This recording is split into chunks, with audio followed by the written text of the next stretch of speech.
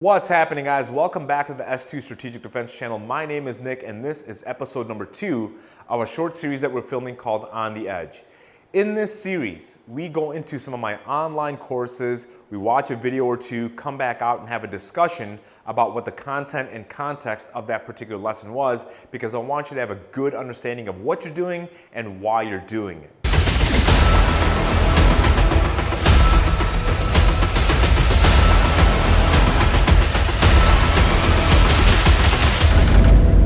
Today's lesson, we're going to be diving into my online course that's called the Fast Control Tactics and Joint Manipulations course. I love this course. A lot of the content in there is what we bring to some of our law enforcement agencies as well, but that's really not what I want to give to you guys today. Today's lesson is kind of applicable to whether you're learning how to strike, grapple, impact weapon, edge weapon, firearms, doesn't make a difference. It's something that you guys really need to understand because it's such a huge proponent of how you're going to train to help develop functional, usable, repeatable skills. That being said, I don't want to keep you guys waiting any longer. Let's get into that video. I want to be able to apply all of my techniques that we've gone through in this video, not the drills, the techniques, all the locks, the joint manipulations, the inside and outside do-mogs, the shoulder do-mogs, the neck, all of those things based off of one thing. The one thing is him striking, okay? Because that's the hardest thing. If Brian snaps a jab in and out of here, snap that in, boom, okay? Again, boom. That happens so fast that the odds of me being able to go,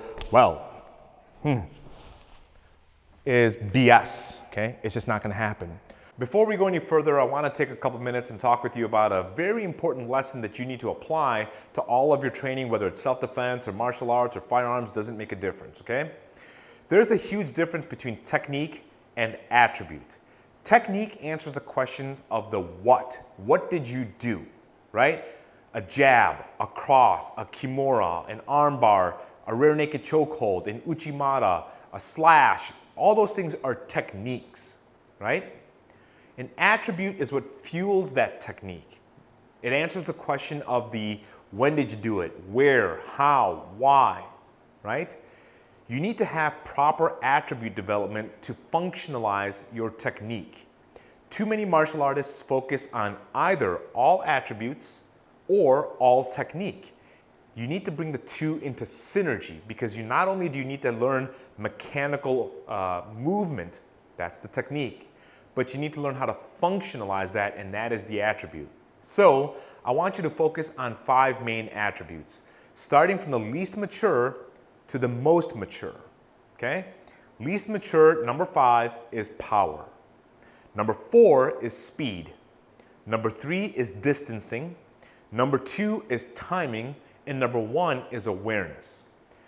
Imagine somebody who just gets on the mats every single day and does 10,000 jabs, right? So they stand in front of the bag, they work the jab, they work the jab, they work the jab, right? So the mechanics get real good. But they've never moved with anyone, right? They've never sparred. They've never done any control sparring. We could talk about sparring later on.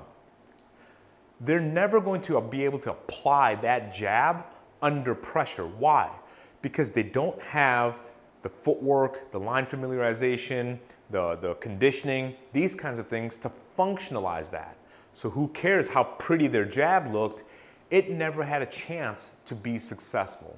You guys have a list of these do-mogs, you have a list of the joint manipulations that we went through early in the course, and so we have a bunch of different things that we can work on. Now we have to put this in a place where this person's trying to zip a few punches at me and a few kicks at me and not patternized. I'm not telling Brian to put in a jab or put in a cross. Brian's moving on his own free will.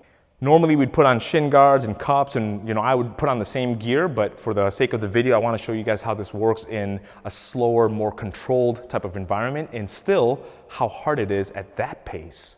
Okay, so Brian, here we go. You understand the drill, yes? Yes. Okay, here we go.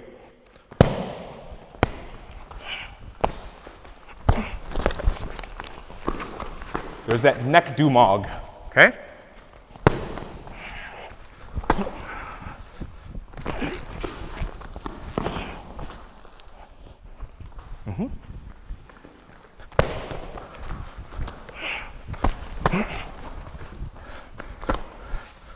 Uh-huh.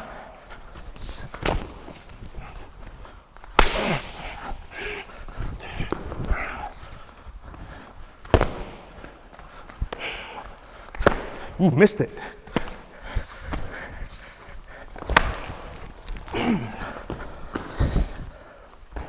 Okay, good. All right, so let's talk real quickly about what cumulative training is. Now in the video course, I actually take a lot of time and we go through technique by technique, position by position, and start building the techniques. We follow that with a bunch of attribute development drills. Remember what we talked about earlier.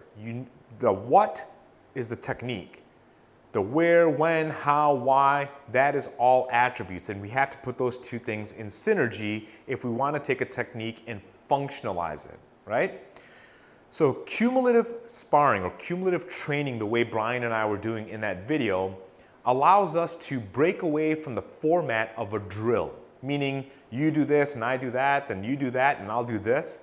Those are known factors, you have to do that as well, but we want to break out of that in a controlled environment and be able to just kind of randomize and plug and play, hopefully with the focus of, I want to put this one technique in somewhere. How do I functionalize that?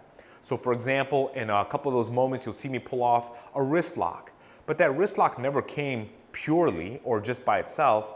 I had to position and footwork, maybe put in a kick or an eye jab, something that extended Brian's arms out, which allowed me to then flip his wrist and then be able to get that wrist lock in, right? That comes from cumulative training.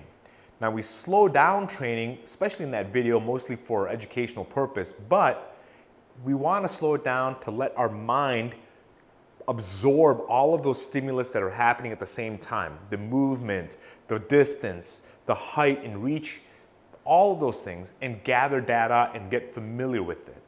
That's a part of training, right? It's not just a technique. In the grand scheme of things, I personally think that technique, although is important, I don't think it's as important as what people make it out to be. I think proper attribute development is actually much more important than technique development. You can get away with some bad technique every now and then, but you can't even get a good shot at it without proper attributes. So that's something that you guys could think about for yourself. Think about how you can develop the attributes to functionalize your technique. Don't forget the attributes that I told you guys, the top 5, and how to make those work for you.